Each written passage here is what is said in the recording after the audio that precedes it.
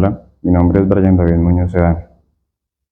Ya las crónicas y novelas de José Antonio Lizarazo habían hecho el tránsito del campo a la ciudad, El hombre bajo la tierra de 1944 y El día del odio de 1952, dando paso al realismo urbano de La calle 10, 1962, y Chambacú, Corral de Negros, 1963, pero sobre todo a la madurez de En Chimá nace un santo, 1964, de Zapata Olivella. En fin, el inventario de época, que es el inventario de 15 o 20 años de narrativa colombiana, podrían cerrarlo las novelas de Arturo Echeverry Mejía, Bajo Cauca y Hombres de Talara.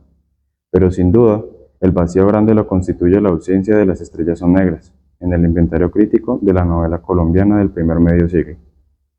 En sus apariencias, la obra de Arnoldo Palacios parecía inscribirse en un realismo tradicional de corte costumbrista, pese a ser escrita en una década en la que el llamado realismo social rendía un triste tributo al llamado realismo socialista. De marcados tintes militantes e ideológicos, la obra de Palacios va más allá de esa tendencia, cultivada con más infortunio que aciertos por algunos escritores de propósitos políticos. Es muy posible que si la experiencia individual y social de Palacios no hubiera dejado huellas tan profundas, la sensibilidad social del escritor se hubiera orientado hacia el lugar común de entonces, dar cuenta de la violencia política que se vivía en los campos de Colombia.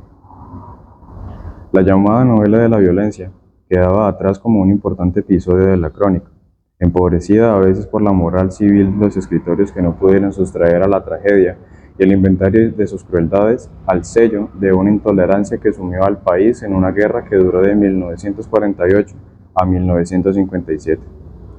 La renovación literaria y ética que propuso, por ejemplo, la revista Mito, con Jorge Gaitán Durán a la cabeza, parecía cerrar el capítulo de la novela de la violencia, pero lo hacía cometiendo algunas injusticias. El problema no era la violencia, sino la manera de expresarla desde la literatura. Pero Palacios estaba fuera de Colombia y al margen de este debate. La injusticia era índole estrictamente literaria. Suponer que el habla popular reproducía de manera significativa en los diálogos de ciertas novelas las afilaba el costumbrismo.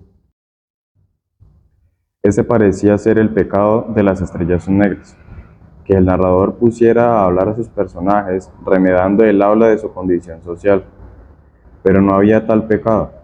Este era un esfuerzo por dar a la novela una mayor verosimilitud, una convención del realismo que el costumbrismo había llevado a sus excesos. Y Palacios, al concebir el personaje del joven Irra, no solo evitaba los excesos verbales de una mirada patética o piadosa, sino que ponía el personaje a hablar desde el interior de su tragedia. La narración objetiva, lacónica como una cámara, tenía su contrapunto en las voces de los personajes. Ese es el equilibrio que mantiene durante toda la novela. La psicología de Irra, el personaje central, se introduce en sus reacciones fisiológicas. En esta especie de somatización gradual del hambre y la humillación, Irra deja de ser el personaje de una crónica exterior para convertirse en arquetipo de la tragedia.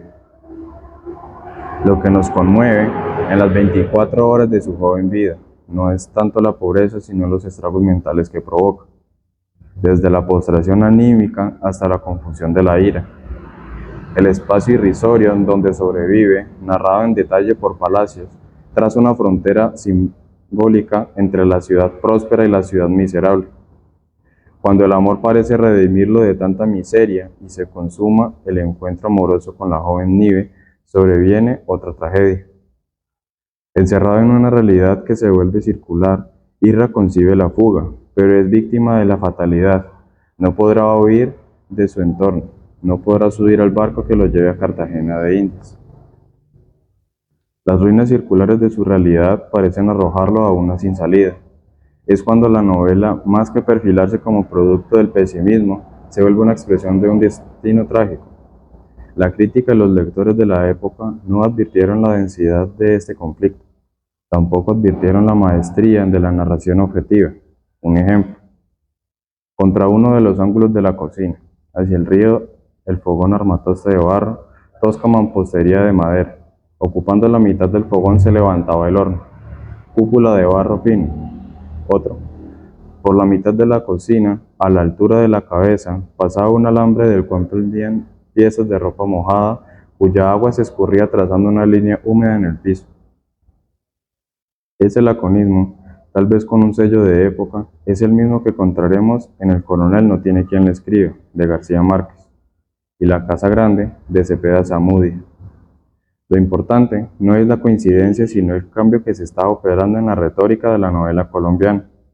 Los críticos de la época y los autores de muchos manuales de literatura colombiana ignoraron las características literarias de esta novela. La parquedad de su lenguaje, la expresión poética de la miseria, el cuidado extremo que puso el escritor al evitar el panfleto, es decir, la condena moral o política explícitas.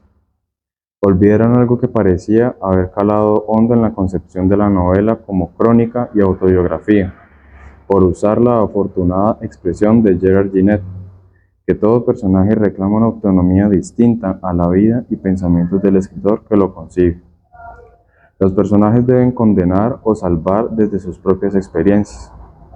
La novela de Palacios, dividida en 4 capítulos o libros, sigue la trayectoria de su personaje y de los personajes secundarios, que acompañan en un día su experiencia vital, los signos exteriores de su tragedia. La ciudad en su precariedad urbanística está tan presente como a las orillas del río majestuoso. Las experiencias humillantes se suman una a otra, pero el narrador de Las estrellas son negras no apela en ningún instante a la piedad ni a la conmiseración. La novela del siglo XX conocía, por ejemplo, la expresión literaria del hambre en escritores como Kenneth Hanson, conocía el infierno de las miserias de las novelas como de Curcio Malaparte, y por supuesto, las cortes de los milagros que aparecían en las novelas realistas del indigenismo americano, Huasipungo de Jorge Casa, El mundo es ancho y ajeno de Ciro Alegría, etc. No se conocía la experiencia individual e interiorizada del hambre, convertida en delirio de la conciencia.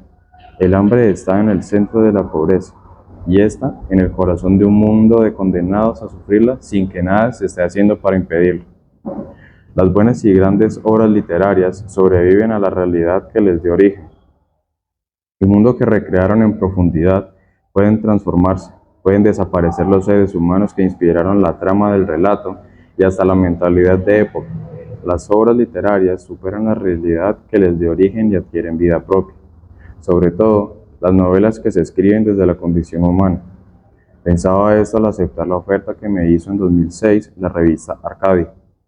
Escribir un relato que comparara el paisaje de la novela con el paisaje actual de la realidad, es decir, el paisaje de las miserables orillas del río Atrato, en la capital del Chocó, con el paisaje de Arnoldo Palacios, había pintado en su novela.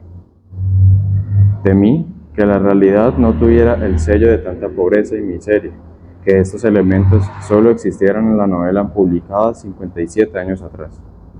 Celebré que hubiera sobrevivido felizmente a las conspiraciones del tiempo y a las acechanzas del olvido, que su pesada carga documental no la hubiera convertido en simple expediente sociológico.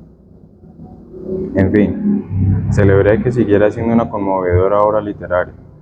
Lamenté con tristeza que la realidad de Quibdó, su escenario, siguiera siendo la misma o acaso más perturbadora que la de hace medio siglo.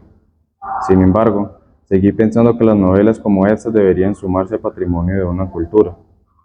En 1971 se publicó una segunda edición colombiana de Las estrellas son negras, pero los malentendidos de la crítica la condenaron injustamente a seguir siendo una pieza rara en el Museo de la Novela Colombiana.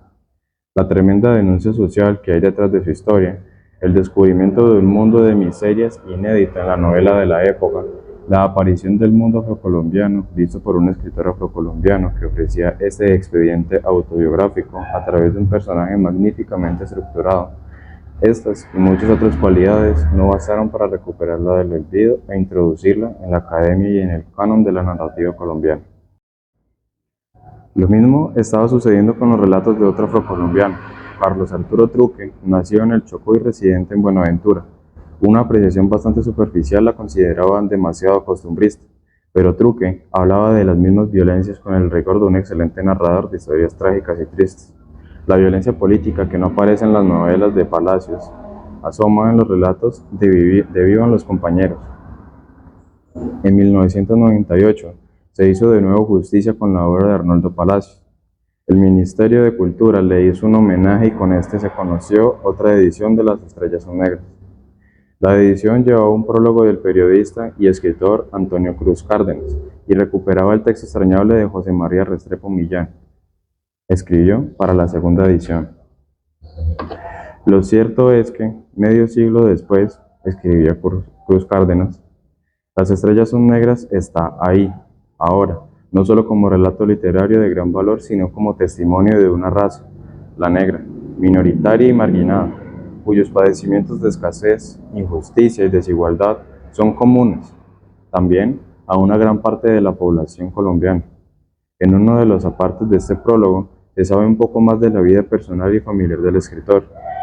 Palacios ha viajado por Islandia, Rusia, Estados Unidos e Italia, y desde hace 23 años vive en Francia con su esposa Beatriz de nacionalidad francesa y sus hijos Paul, Eloísa, Matías y Leopoldo, dice el comentarista.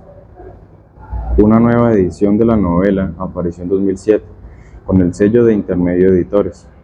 Poca cosa para los 60 años de vida de un libro esencial para la literatura colombiana.